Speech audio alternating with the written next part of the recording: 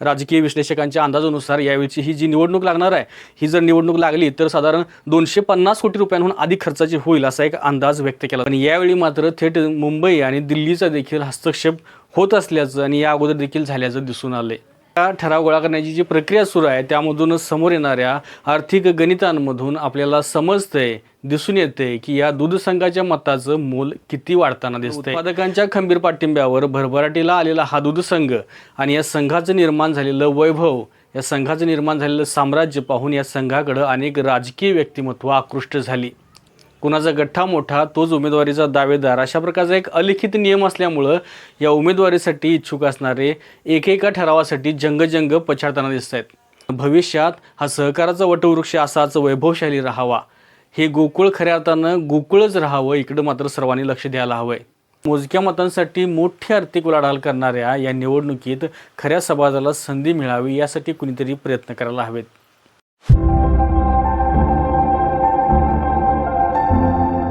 नमस्कार, मी कृष्णा लाड आणि आपण पाहताय के न्यूज.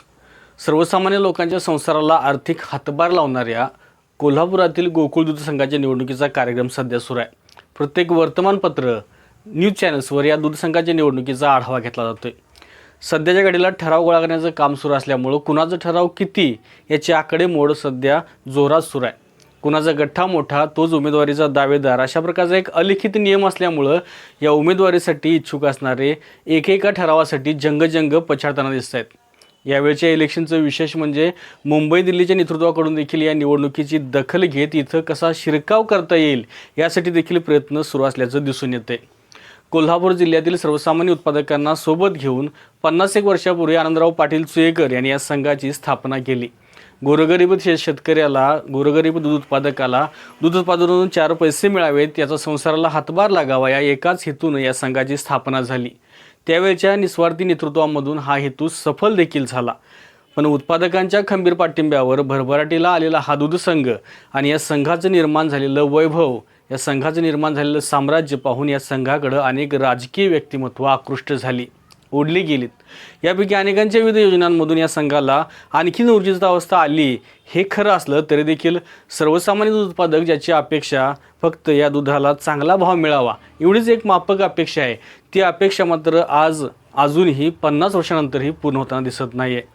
याबरोबरच आत्ताच्या घडीला हजारो कोटींच्या ठेवी ठेवून संघ सक्षम झाला असताना देखील या संघाचा विकास करण्याचा नेतेमंडळींचा मानस देखील कमी झालेला नाही आहे. सध्या ठराव गोळा करण्याची जी प्रक्रिया सुरू आहे त्यामधून समोर येणाऱ्या आर्थिक गणितांमधून आपल्याला समजतंय, दिसून येते की या दूध संघाच्या मताचं मोल किती वाढताना दिसतंय.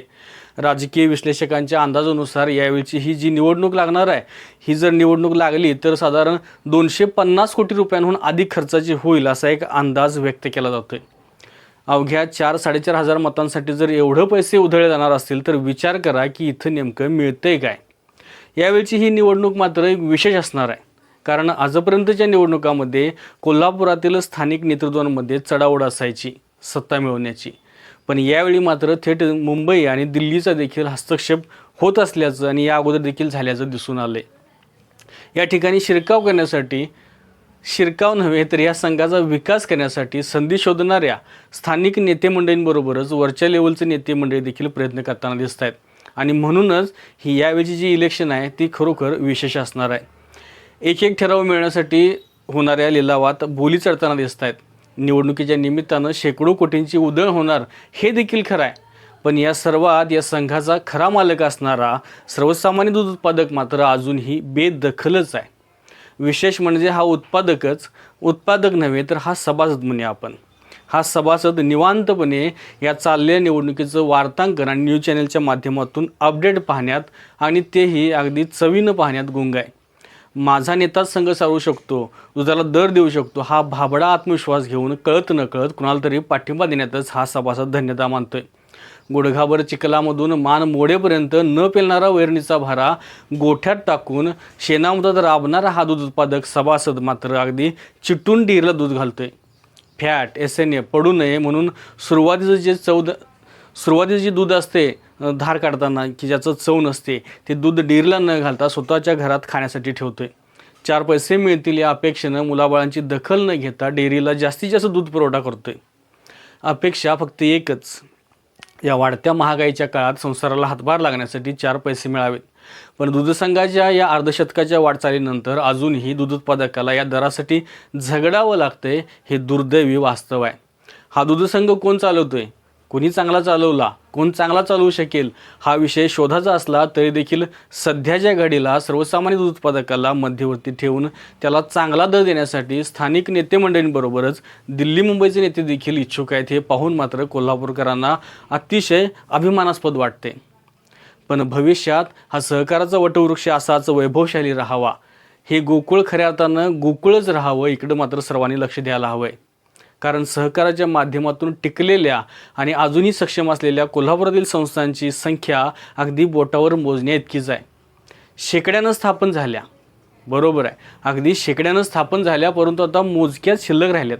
या एकाच गोष्टीची भीती इथल्या उत्पादकाला नक्कीच आहे. अगदी उदाहरण द्यायचं झालं तर एकेकाळी गोकुळसारखाच वैभवशाली आणि दिमागदार असणारा, पण सध्याच्या घडीला अतिविकासाच्या ओझ्यामुळं कुणा खाजगी उद्योजकाच्या दावणीला बांधण्याची वेळ आलेल्या या भोगावती सहकारी साखर कारखान्याचं एक उदाहरण कोल्हापूर जिल्ह्यासमोर आहे. आता विषय दुधाचा असून साखरेचा का, तर हा विषय सहकाराचा आहे, म्हणून हे उदाहरण सांगितलं. गोकुळच्या तब्बल 18 वरून 28 पर्यंत वाढत चाललेल्या संचालकांच्या संख्येवरून आता हेच दिसून येते. आणि विशेष म्हणजे यात शासन देखील आपला सिलेक्टेड प्रतिनिधी नियुक्त करणार आहे, हे देखील विशेष आहे. म्हणजे सहकारामध्ये शासनाला देखील इंटरेस्ट आहे, हे देखील समजून येते. जिल्हाभरातील अनेक सहकारी संस्थांचा विचार केला तर गोकुळचा विषयच भारी आहे. लोक म्हणतात की आमदारकी नसली तरी चालेल, परंतु गोकुळमध्ये संधी मिळायला पाहिजे, कारण इथला रुबाब काय एक वेगळाच विषय आहे. असो, इथं लढण्यासाठी जो प्रत्येकाचा मानस घेऊन उभा आहे, म्हणजे सर्वसामान्य उत्पादकाला न्याय देण्याचा, त्याला यश मिळावं आणि कोल्हापूरचं वैभव असणारा गोकुळ दूध संघ खऱ्या अर्थानं भविष्यात देखील गोकुळसारखाच राहावा, एवढी माफक अपेक्षा जी इथल्या या दूध उत्पादकाची आहे ती पूर्ण व्हावी. आणि मोजक्या मतांसाठी मोठी आर्थिक उलाढाल करणाऱ्या या निवडणुकीत खऱ्या समाजाला संधी मिळावी, यासाठी कुणीतरी प्रयत्न करायला हवेत. बोलण्यासारखं खूप आहे, पण तुर्तास इथेच थांबतोय. पुन्हा भेटूया एका नवीन अपडेटसह. हा रिपोर्ट जर आवडला तर लाईक करा, या रिपोर्टला शेअर करा आणि या चॅनलला सबस्क्राईब करून आम्हाला सपोर्ट करा. आणि अशाच रिपोर्टसाठी पाहत रहा के न्यूज. धन्यवाद. अशाच नवीन अपडेट्स आणि आपल्या भागातील बातम्यांसाठी या चॅनलला लाईक करा, शेअर करा आणि सबस्क्राईब करा.